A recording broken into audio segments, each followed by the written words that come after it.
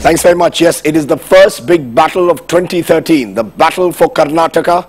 In a few days, Karnataka is casting its vote, and today is the day for the big pre-poll survey, the battle for Karnataka. And this is a CNN-IBN-The week pre-poll survey. All the details are coming at 9, but we're going to give you a teaser to that. With me is Professor Sandeep Shastri of Lokniti and also the Pro-Vice Chancellor of Jain University, the foremost voice of politics on Karnataka. And let's give you the first big teaser. We asked voters in this poll to choose their choice for the best Karnataka Chief Minister ever. And this is what our poll said. Three-time former Chief Minister Ramakrishna Hegde came fourth with 7% of the votes. KGP President and former BJP Chief Minister Yediyurappa was at third with 8%. Senior Congress leader S.M. Krishna came second with 14%. JDS President Kumaraswamy led with 15%. That's for all-time leaders of Karnataka. Number one, surprisingly, was JDS leader Kumaraswamy. But who is the preferred choice as Karnataka Chief Minister in this election? In fifth position, with 6% votes, is Jagdish Shettar, the BJP Chief Minister of the state. In fourth position, 8% of the votes is Senior Congress leader and former Chief Minister S.M. Krishna. In third position with 9% is the man who hopes to be Chief Minister Siddaramaiah of the Congress. Interestingly, former Chief Minister and KGP Chief B.S. Yediyurappa is now in second position with 10% of the votes. While JDS President and former Chief Minister HD Kumaraswamy is the top choice for Chief Minister in Karnataka with 18%. Remember, this is only the preferred choice for Chief Minister.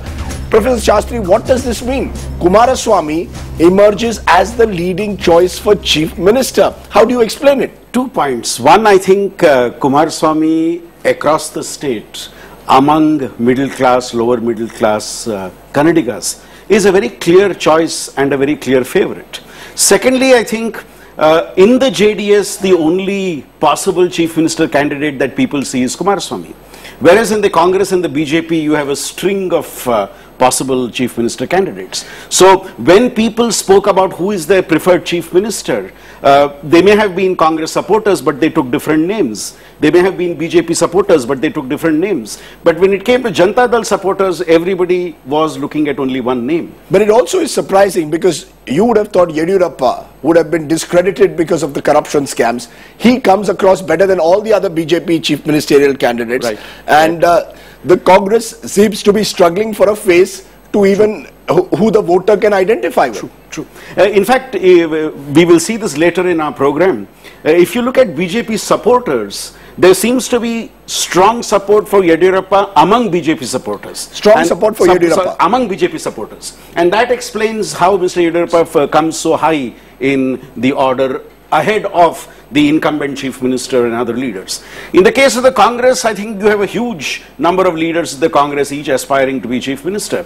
And different Congress supporters see their leader as the prospective Chief Minister. And therefore you have what the Congress supporter would like to call a division of votes among the different Congress leaders. So this suggests that, and particularly when I look at the caste divisions among Vokaligas, and it appears therefore Karnataka is sharply polarized on class lines.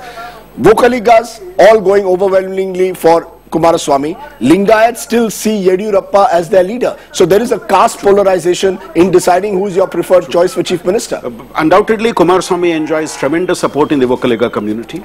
Yediyurappa enjoys support in the Lingayat community, but it's not to the intensity that we saw in 2008. And Siddaramaiah's support is among the non-dominant OBCs, largely his community, the Kuruba community. So you're right in saying that there is a caste matrix emerging in terms of support for different leaders. Just one final point therefore, when it comes to Siddaramaiah, many see him as the potential frontrunner, but the Congress has a lot of chief ministerial candidates.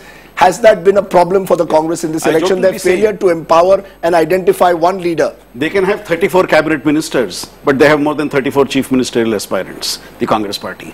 And Siddaramaiah, as our poll also would show, is the frontrunner. And he has been Deputy Chief Minister twice. So what other position do you give him if the party comes to power? He has the challenge of having been in the Congress party only for a few years now and had come from the JDS. That is the one factor which could work. The final point, HD Kumaraswamy. as I said, emerging as the most popular candidate of Chief Minister doesn't mean that JDS is going to win the next election. True. But obviously means that somewhere you cannot write off Devegowda and son. True. Devegowda and son are here to stay in Karnataka politics. Mr. Devegowda and his son, who has been there last 10 years in politics, they have always risen whenever they have been seen as being wiped out of Karnataka by people. He has always risen to come back. So I would not want to rule out the JDS and its leadership. They could spring a surprise for all of us on May 5th. That's right. So JDS, the party to watch out for, many will say they could well hold the key to government formation as well in Karnataka. Sandeep and I, of course, will be back along with a special panel at 9 p.m. tonight. We'll look at every result and the finding of the CNN-IBN-The week poll survey that's coming up tonight at 9 p.m.